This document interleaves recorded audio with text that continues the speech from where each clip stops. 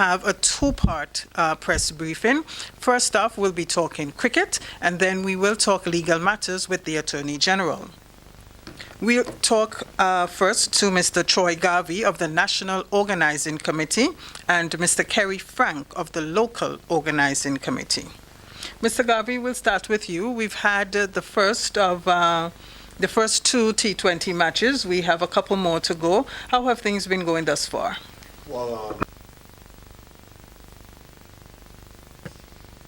my apologies. Good morning to all our viewers and listeners across the Tri-Island State and right around the world on your platform.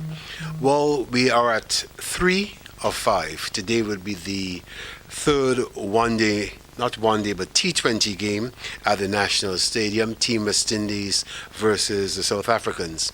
But just before we go on, we have received word, sadly to say, that former South African team manager Gulan Raja passed away this morning, and as a result, the South African squad has requested a moment of silence before the start of today's game, and you will be seeing both teams wearing black armbands as a mark of respect for the passing of the former South African team manager. And as I said, we had 2 fantastic days last Saturday and Sunday. Team West Indies winning the first game, the South Africans winning the second, and today is day 3 of the T20 encounters, and we all look forward to a very exciting day at the National Stadium. Mr. Frank, from the LOC, what say you? Good morning to all our listeners and viewers, and from the LOC, so far we have been very pleased with the execution of the series. We, as Mr. Garvey has indicated, we have completed 2 matches, and now is the third match. We're almost at the middle of the series, and everything has been going according to plan. Minor hiccups here and there, but we have everything under control. And once these continues, we feel that we'll be able to execute a successful T20 series. Just to come in, Phil, I made the point before that as a cricketing nation, as organizers of this game, we have been delivering this game at a very high level for many, many years. And I see no reason why we cannot continue to do so.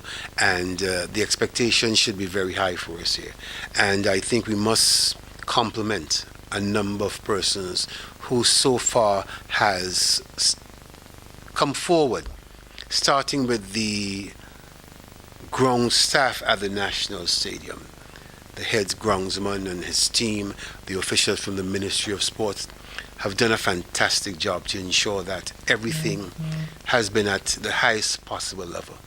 And also there are a number of persons who are working quietly in the background. For example, the officials at the Ministry of Health to ensure the teams arrive safely, to ensure the testing have been done, to ensure the testing continues. The officials at the Customs Department, the Airport Authority. It has been a come together, pooling the resources of all areas to ensure the delivery of these games in trying circumstances, in an environment that we're not accustomed to. There have been some minor challenges at the hotel, but we have been able to overcome such and keep everyone safe in a biosecure bubble to ensure that these games continue. So at this time, I'd just like to say thanks to all the persons who came forward, who continue to contribute at the very highest level to ensure the continued success of these games. Troy, hosting international matches under, any circumstances is a challenge. We're doing it now in a COVID era with so many additional requirements. You've spoken about the cooperation and collaboration among the persons from the organizational level. Let's take it to the public now. What sort of cooperation have you had from the persons attending the matches? That has been a challenge for us, because persons are accustomed to cricket, the colorful Caribbean cricket, as I put it, the loud music, the flags waving, the joyous crowds, action. And it's difficult to enjoy a T20 game minus of that kind of environment. But as we said from the offset, this is not normal times, and we have to be governed by the science. We must see what's happening internationally, and we must also understand these games are not just Grenada games. You know, there's a responsibility to the Cricket West Indies, there's a responsibility to the ICC, there's a responsibility to international cricket, and everyone is looking at what we are doing. Initially, those games were carded to be played in an empty seating bowl. No patrons, no spectators. Because of the conditions here in Grenada, the Ministry of Sport and the government made the request. It was discussed at the highest level. The Ministry of Health had to step in to put the protocols on the table. We like to see as much persons in the stands as possible. But after a lengthy, careful discussion, it was decided that only persons who are fully vaccinated will be allowed in. And it's not just taking 2 shots. It's not just having your 2 jabs. You must be vaccinated by a particular time. There must be a 14-day period between you taking your last shot and the game that you're trying to attend. And I think some persons got sidetracked there and thinking because you have your 2 shots, you can't come to the stadium. And one must be very, very clear where those things are concerned. We went to the extra length to ensure that the lower levels of our seating bowl remains empty. There are lots of things to ensure that persons come to the stands. You must have your vaccination certificate. You must have an ID. It's not normal. But the persons who came out, the hundreds of persons who came out to the game, understood why, they cooperated, and I think they enjoyed themselves. You know, there were 2 good games, and we are looking forward to have 3 more great. Has been cooperating very, very nicely. The first day we had 1 or 2 short delays. Day 2 was great, bright sunshine, and we're keeping our fingers crossed today that it will be another great day. Again, it's not normal times. And this is something that you're seeing happening around the world. And there's a direct relationship to patronage and the science. So don't be fooled. You might see places where that there are lots of persons in seating bowls, for example, in the United States. But they can tell you over 60% of their population have received a vaccination. Here we just around under 15,000 persons who have received that second shot. So it's baby steps, and it's not just about just coming to enjoy the game. No one is trying to stop you, but we must be reminded that the science will dictate what we do, and the international norms and standards that is being set right now will also be impacted here.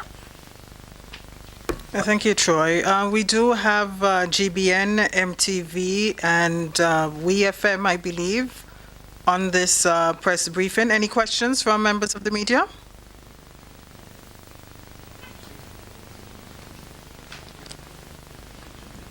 Yes, Okay, I do. GBN, I've been told that you have a question. Good morning to you. You may proceed. Good morning, everyone. My question, Mr. Garvey, since it's only persons who are vaccinated that can attend the event, help us to get a clear understanding on the economic benefits for the country. You know, normally we would depend on ticket sales, you know, that we would make in the gates and so on. Since there's not much persons that are attending this event, tell us about the economic gains for the country.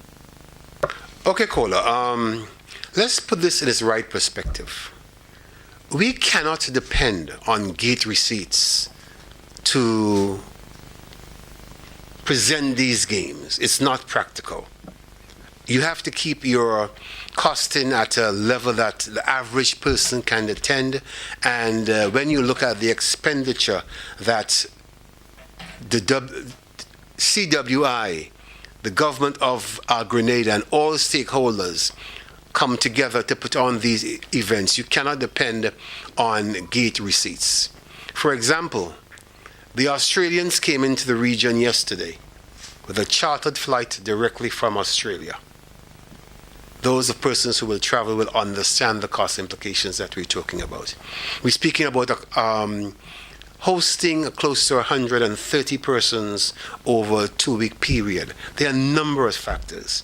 So it's not just depending on gate receipts. Keep in mind that these games were scheduled to be played with no patrons. CWI and all the partners were prepared to play the games at an empty stadium and depend on television audience for persons to see the games, both television and radio coverage. What we tried to do was to get that live element back into the game. Where do we get our mileage from? When that camera spans around the country, the value to a tourism product, when you see Grenada being able to host an event of this nature, when you see the pictures and the reports and the engagement, the players speaking about the country, that's the kind of value that you cannot pay for. So there's no way in the world that you can depend on gate receipts to put on an event like this. We're speaking about a South African contingent that is close to over 30 persons. You know, it's way out of that level. So persons, or value comes from, as a nation, putting on a good show, showing off country, understanding and showing to the world that yes, we can host an international event at this point in time and do it at the very highest level, secure a bubble to ensure that no one is infected, to ensure that we have no problems, and deliver to the world at the level at which we are doing. So it's not just about gate receipts, it's way beyond that. Thank you for your explanation. I only use the gate receipt as so that you would get the point I'm trying to, what I'm trying to get across. So thanks for your explanation in giving us that, view on it, the broader view. Thank you much. Any further questions from members of the media?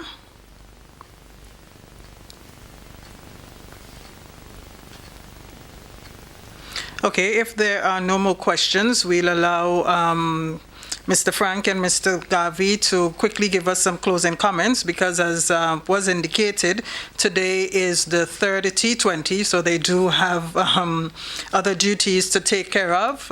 Kerry, any final words from you? Yes, Just want to, on behalf of the GCA and by extension CW, I thank the Grenadians who have come out so far over the weekend to support Team West Indies in their present. And we want to say thanks to them and also encourage the Grenadian community who are there, still undecided if they want to come into the stadium, those who are fully vaccinated and have gotten their second shot more than 14 days ago. We have one of our very own engaged in the matches, that's Andre Fletcher, an opportunity to see one of our own Grenadians playing international cricket before our very own eyes as the team gets ready for the T20 World Cup later on in the year. So we have 3 excited days and we encourage everyone to come out and be part of the action at the National Stadium. Thank you. Troy, your closing words? To follow up on Kerry's comment, we have Andre on the field of play, and he's been doing a fantastic job. And also to let persons know, our own Roy Lewis is the team manager for Team West Indies. And I think it's important that persons who could, and they will have the time from, the game starts at 2 o'clock this afternoon, and to let you know that tickets can be purchased for the game. You can still purchase tickets for the game. The box office is open at the National Stadium. Keep in mind, it's very simple.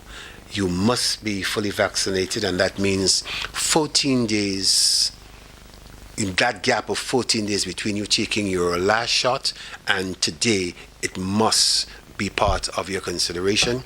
You must carry your ID, and you can purchase your match day ticket. On arrival at the stadium, you will be checked, your credentials will be verified, and you will allow entrance into the stadium. You can walk with your coolers, you can walk with your refreshments, you can walk with your snacks.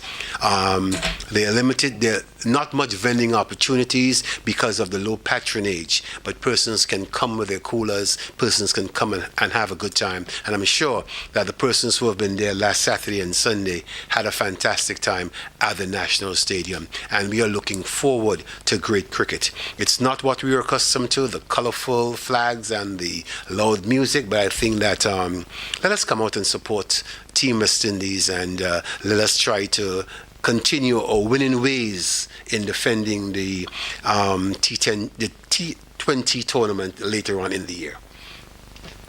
Thank you very much, Mr. Garvey, and also to you, Mr. Frank, of the local organizing committee, and Mr. Garvey from the national organizing committee. So good luck to Team West Indies as they go on to the third T20 in this series against South Africa. Now, this is where we come to the end of the first segment of this post-cabinet press briefing. We'll allow the gentleman to leave, and Attorney General Dia Forrester will join us for the second segment. I'll see you soon.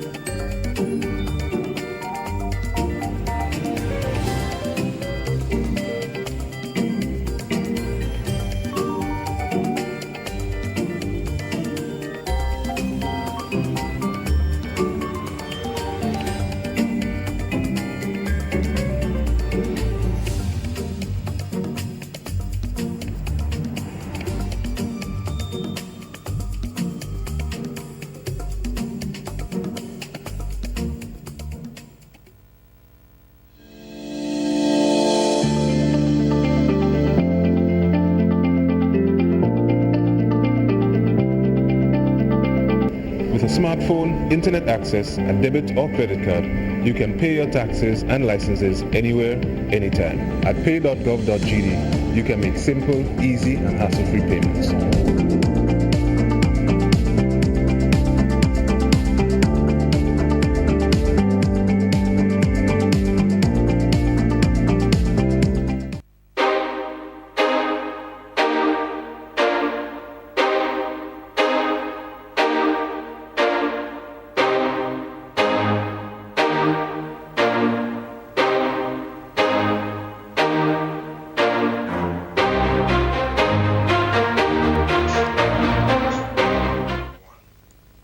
Well, good morning again to our viewers and listeners on all platforms.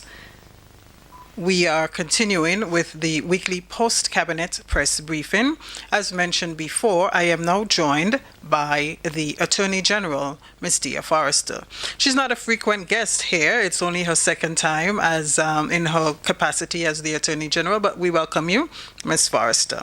This morning, she will be talking to us about a number of things, including the government's legislative agenda, the long-awaited Halls of Justice project. I'm sure you've heard government talking quite a bit about that in recent years, and also an update on a number of cases that have been before the courts in recent times.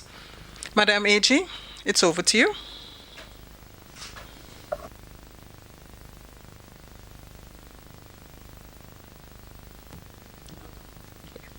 Good morning, everyone tuned in to today's post-cabinet press briefing. I'm pleased to be here to share and discuss today matters that the Ministry of Legal Affairs and specifically the Attorney General's Chambers have been focused on. In particular, the Caribbean Financial Action Task Force Mutual Evaluation of Grenada, which was just completed, the progress in relation to the legislative agenda for this calendar year, the Halls of Justice project, likewise recent judicial decisions that have been topical, in particular the matter involving traffic wardens. I do aim to be brief this morning and apologize in advance if I do not hold true to the same. So firstly, I will start with the Caribbean Financial Action Task Force Mutual Evaluation of Grenada. Now, the Caribbean Financial Action Task Force is an organization of states and territories of the Caribbean Basin which have agreed to implement common countermeasures against money laundering and terrorism financing. Now, mutual evaluations are peer reviews where members from different countries assess another member country. So So there are two basic components for mutual evaluations. The first is a state's effectiveness, and the second being a state's technical compliance. Now, effectiveness, in relation to effectiveness, during the visit, the assessment team required evidence that demonstrated that Grenada's measures to counter money laundering and terrorism financing are working and delivering the right results. So, but of course, what is expected from a country differs depending on the money laundering or terrorist financing and other risks it is exposed to. In relation to technical compliance, Grenada had to provide information on the laws, regulations, and other legal instruments it has in place to combat money laundering and the financing of terrorism and proliferation of weapons of mass destruction. So our mutual evaluation took place over a 2-week period, which started on 15 June and ended last Friday, the 26th of June, 2021. So Grenada's Anti-Money Laundering and Combating Terrorism Finance Commission, which commission I chair, together with the commission staff, facilitated the engagement of our regional colleagues who undertook the examination of our processes, procedures, and policies to combat anti-money laundering, terrorist financing, and the proliferation of weapons of mass destruction.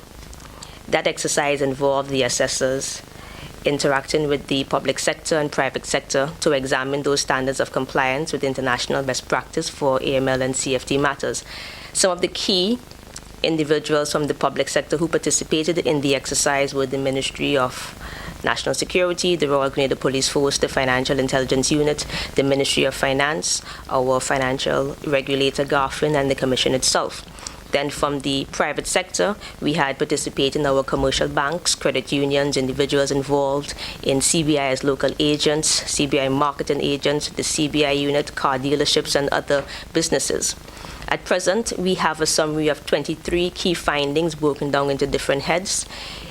Firstly, national risk assessment and coordinated AML/CFT strategy, international cooperation, legal persons and arrangements, preventative measures and supervision, legal system and operational issues, terrorism financing and financing of proliferation. Based on the summary received, we think we are progressing very well in terms of our effectiveness and technical compliance. And of course, given the dynamic and consistently evolving nature of these types of threats, we have and will always have room for improvement. One of the main strengths coming out of the mutual evaluation is the cooperative nature of the players in our industry to tackle these issues, but it is also one of our shortcomings insofar as it lends itself to an informal approach in both the public and private sectors, which raises our vulnerability to money laundering and terrorist financing. Now, in the upcoming 45 days to 2 months, we will receive a first draft of the comprehensive report that analyzes the implementation and effectiveness of Grenada's measures to combat money laundering and terrorist financing. When that initial draft comprehensive report is available, our AML and CFT Commission will have the opportunity to discuss the findings and raise objections to the findings. And once the report is finalized and published, then we go through a plenary session which involves further discussions of the findings, the ratings for our country, and the recommended actions for Grenada to undertake. Now, that should take us to about May 2022. So though the on-site leg of the evaluation has been completed, we have several more months of work ahead of us to see where we are at as a country in relation to our effectiveness and technical compliance with AML CFT matters. Okay, so in relation to our legislative agenda, which of course is an important responsibility of the ministry and the AG's chambers, I would say notably thus far this year, one of the critical pieces of legislation introduced is the virtual asset business legislation. Now, in 2018, the Eastern Caribbean Central Bank undertook a legislative initiative in response to the emergence of virtual assets and the Financial Action Task Force requirement for member countries to assess and mitigate the risk associated with virtual assets. When one speaks of virtual assets, in its simplest form, it is a digital representation of a value that can be traded and used for payment or investment purposes. Now, individuals may hear terms as cryptocurrency, Bitcoin, Ethereum, Dcash, with Dcash being the Eastern Caribbean Central Bank's digital currency launched last March. Now, the purpose of the virtual asset business legislation that Parliament has approved is that it creates the legislative framework for the registration or licensing and supervision of virtual assets or virtual asset businesses in Grenada. That registration or licensing regime falls to the Grenada Authority for the Regulation of Financial Institutions, GARFIN, to oversee. That significantly helps, I would say, in facilitating individuals having a safe environment within which to engage with virtual assets insofar as it is being done from Grenada and with persons in Grenada. It is always better to do business within the regulatory framework. So individuals who want to start businesses should get registered, and individuals who want to engage in the industry should do so with registered businesses. Now, in terms of other things we are undertaking, we are working on changes to the possessory titles legislative regime. Now, the Possessory Titles Act was introduced in 2016. That legislation was aimed at individuals who occupy property which their family have occupied for generations, for instance, without proper legal titles. Now, the opportunity to regularize the legal ownership and be given proper legal documents evidencing that ownership was the aim of the Possessory Titles Act. That allowed them the opportunity to formally transfer, for instance, the interest from one generation to the next, and to use the same to obtain secured financing, such as mortgages or student loans and such. Now, as the legislation has been used more, we have received complaints and concerns raised by our judicial officers, the Bar Association, members of the public in relation to the misuse of the Possessory Titles Act for purposes not intended. So we have identified some inadequacies in the legislation, and my office will be advancing recommendations to Cabinet for onward debate in Parliament to make changes to the Possessory Titles Act. Some of these measures will see the introduction of a more comprehensive representation of an applicant's occupation of property to evidence actual occupation, verification of that occupation not merely by deponents who know the applicant, but by independent third parties with the requisite competencies to verify occupation and use of land. For example, licensed land surveyors. There will be changes to the method by which the public is notified of applications for possessory title, including neighboring properties. Notably, provisions will be made for electronic publication so that there is greater coverage and wider circulation of applications. Thank you. Yeah, KG, before you go on to the next subject that you will be addressing as part of your opening statement, what sort of time frame are we looking at in terms of bringing these necessary changes to the possessory title legislation? Okay, so in relation to the possessory titles legislation, we are hoping to have this done in the third quarter of this year, because we do appreciate that there's some urgency to it, and of course there are ongoing applications before the court, so we want as much as possible make sure that those are dealt with in a timely manner. Yeah. So the next thing on our legislative agenda that I wish to mention is the National Sex Offenders Registry Bill that is also slated to be advanced for debate before Parliament this calendar year. Now, the primary objectives of the bill are to deter potential sex offenders from committing registrable offences and afford the public the opportunity to be informed of the presence of sex offenders in their communities and take all necessary precautions to protect vulnerable categories of people. The bill seeks to establish a register of persons who have been convicted of a registrable offence, and the register would be in the control and custody of the Commissioner of Police. Now, the register is intended to be separated into two parts. One portion containing the relevant information on the registered sex offenders, and the other portion containing the specific information available to the public. Now, this approach seeks to avoid contravention of the constitutional right of a person to the protection of privacy of his home under Section 1C of the Constitution. Now, the consultations on this bill have been ongoing, and the Line Ministry, which is the Ministry of Social Development, will be advancing those efforts further prior to it being taken to Parliament. So those are just some of the key things on our legislative agenda that may be of peculiar interest to individuals. Now, in relation to our Halls of Justice project, Cabinet has recently approved the plans for the new Halls of Justice. Now, the plans show the centralizing of the registry, the magistracy, the Supreme Courts, the mediation center, and the master's chambers all in one location. Now, that is ideal and will certainly enhance the ease with which individuals interact with the judicial system at various levels. Now that the plans have been approved, we are moving towards the stage of financing and actual construction. As advised previously, this is one of the BOLT projects, BOLT meaning it is built and operated by a third party who leases to the government for a fixed period and then transfers it to the government at the end of that period. So the negotiating of the contractual terms of that process are now to be undertaken. Now, of course, these are part of the continuous efforts of the government to ensure that it does what it needs to be done for the judicial system to function and to function at optimum capacity.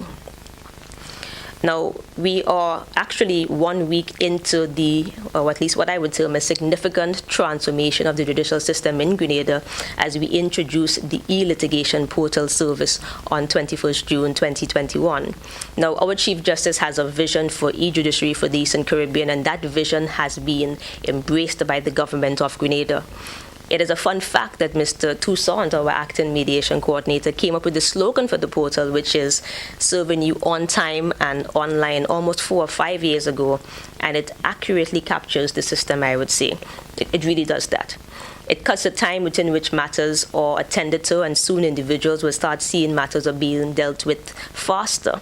The portal is accessible 24 hours daily, weekdays, weekends, public holidays, and yes, we do work on all those days from time to time based on the demands of the job as counsel. The last time we had such a transformation in the judiciary of this nature was the introduction of the civil procedure rules in 2000. Now, I have only practiced under the new civil procedure rules, and I cannot imagine not having the benefit of those rules to guide the court's procedure. Now, I can say I look forward to not being able to imagine life without e-litigation. In fact, I can indicate that I used the portal for 2 years prior to relocating to Grenada in 2019. And it was difficult to return to a prior way of life and physical findings, especially being aware that there was a better, more efficient, and more cost-effective way to live. So I'm completely in favor of a paperless system and the concept of e-judiciary.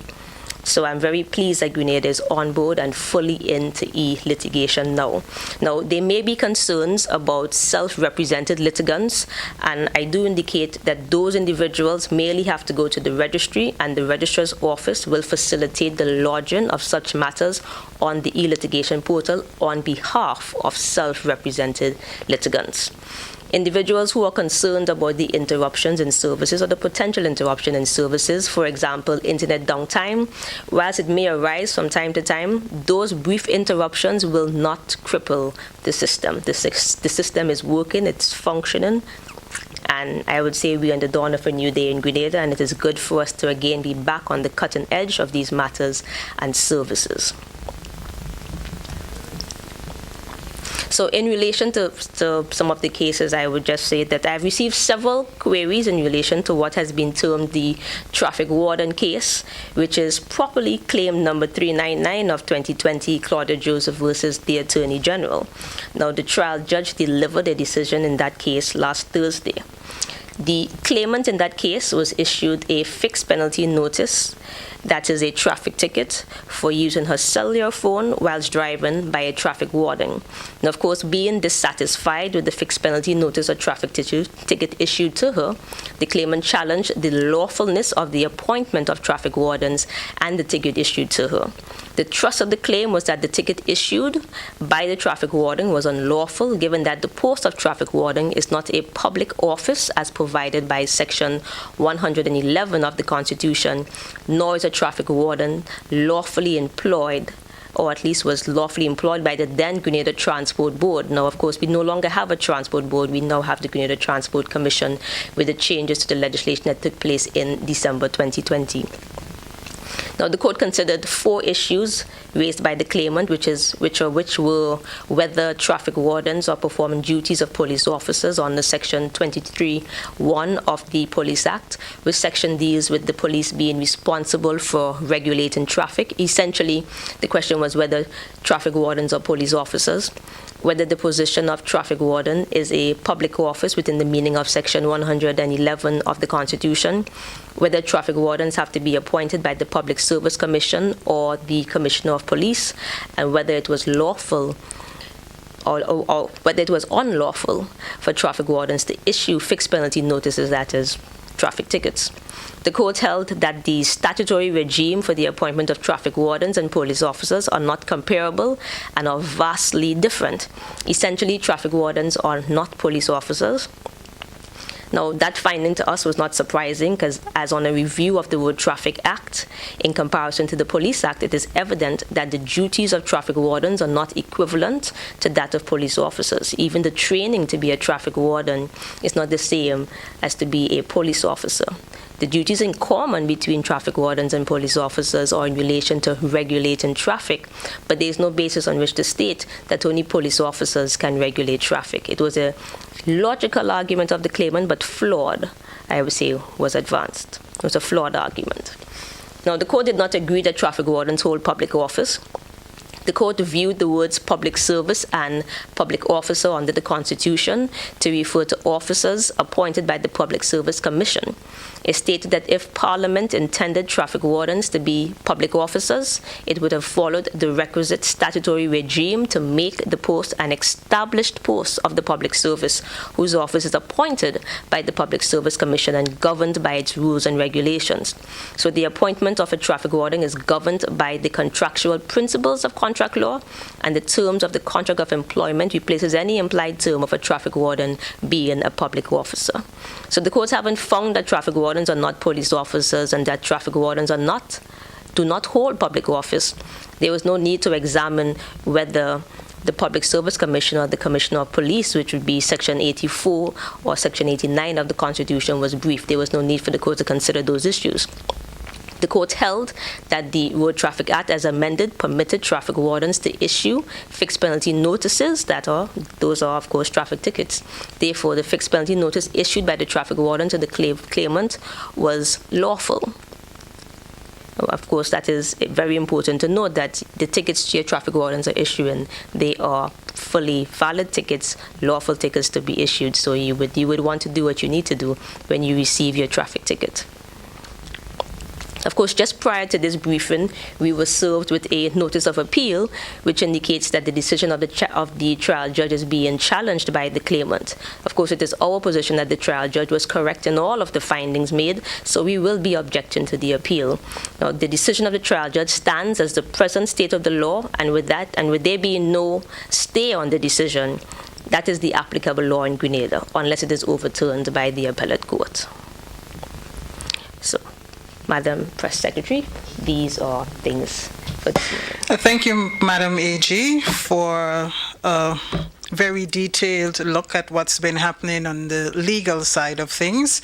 Members of the media, do we have any questions from either of you? We have GBN, MTV, WeFM. Any questions? MTV. MTV, good morning to you. You may proceed with your question. Go right ahead. Good morning, Rachel Bain, MTV News.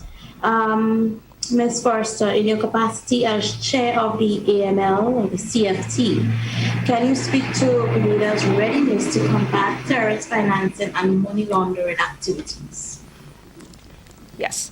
So thank you for your question. In relation to the Commission's ability to combat anti-money laundering, money laundering and terrorist financing, and the proliferation of weapons of mass destruction, I think it's important that I firstly indicate that Grenada takes a risk-based approach to dealing with AML and CFT issues, and that risk-based approach means that we identify things either as high risk, medium risk, or low risk. Generally in Grenada, our industries that are considered high risk are our commercial banks, our CBI program. Then at the middle level, we have our credit unions, and the lower risk level are things as the insurance companies and some of those other types of businesses. You would find that a key part of what the Commission does is the on-site supervision of these entities, ensuring that they have the compliance departments are undertaking the necessary due diligence in relation to their customers and the activities that they are involved in. There's ongoing training of individuals in the sector itself to ensure that they understand what has to be done all the time so that there's a consistent high level of compliance. Of course, it is always an ongoing process, because as things evolve in relation to these types of crimes, they have to be creative responses and methods introduced to deal with them from time to time. Okay, my second question is with regards to Mr. Warren Newfield. I remember he said that he was going to sue Grenada, so I would like to just have an update on that. Has Grenada been served any document with regards to his claims? Okay, so in relation to Mr. Warren Newfield, and I think I should probably refer to it in its proper name, the request of True Blue Bay Development Limited versus the State of Grenada and others. That matter, we have received a request for arbitration. The request for arbitration has not yet been registered by the Exit Tribunal. So pending that registration process, we are not at the stage where we have to take particular steps. Well, what I can indicate is that the government is getting itself in a state of readiness to be able to comprehensively deal with that matter. Thank you. That's it for now. Thank you. GIS, you have a question? Good morning. Good morning, Sherry and Noel here. I just wanted the Attorney General to shed some clarity for us. She said she was going to give an update on some of the matters before the court and maybe those that have concluded. If she can just shed some clarity for us on the outcome of that matter that involved Ms. Veronica Charles. Okay. So in relation to the case Veronica Charles and the Attorney General and the Public Service Commission, this was a particularly interesting case because Ms. Charles was then an acting permanent secretary whose acting appointment was terminated. And she would have advanced a constitutional claim seeking several declarations of breaches of the Constitution. Now, a significant part of her actual claim was abandoned on the morning of trial, specifically in relation to whether there was a legitimate expectation that she should have been promoted to being the substantive holder of the office of permanent secretary. Likewise, whether or not her acting appointment being terminated meant that she was terminated fully from the public service, likewise retired. So at the morning of trial, they abandoned several of those considerations. The court in this matter said that the Secretary to the Cabinet at the time had a meeting with Ms. Charles where she informed Ms. Charles that there was going to be a recommendation that her appointment to act in the post of permanent secretary was going to be terminated. And of course, this was a similar meeting to what took place when Ms. Charles was appointed to the position of permanent secretary to act. She was likewise invited to a similar type of meeting where she was informed, well, there's going to be a recommendation for you to be appointed to act as permanent secretary. She was now in a meeting where there was going to be a recommendation that she would no longer continue to act as permanent secretary.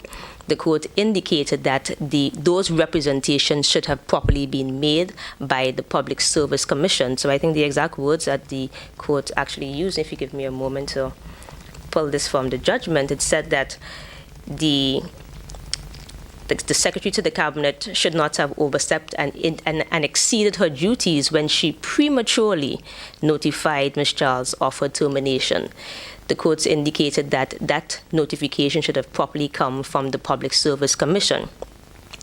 But notwithstanding that particular indication, the court did not find that there was anything wrong done by the Public Service Commission. The actual termination of the acting appointment of that particular permanent secretary, the court upheld that as being a lawful termination. The decision made by the Governor General was likewise deemed to be lawful, and consequently there were no adverse orders made against the state in that context. Likewise, no award for damages were made in that matter.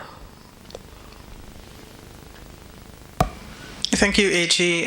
Do we have any further questions from members of the media?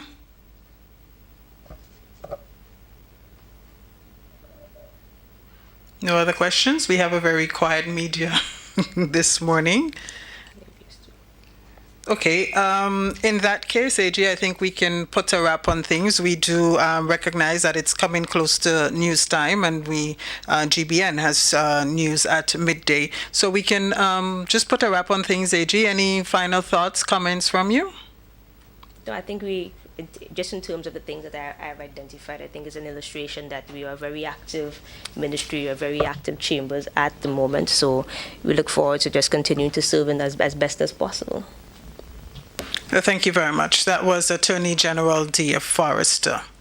I am Philomena Robertson, Press Secretary. Thank you so much for joining us this morning. To have yourselves a pleasant day, and we look forward to seeing you again next time.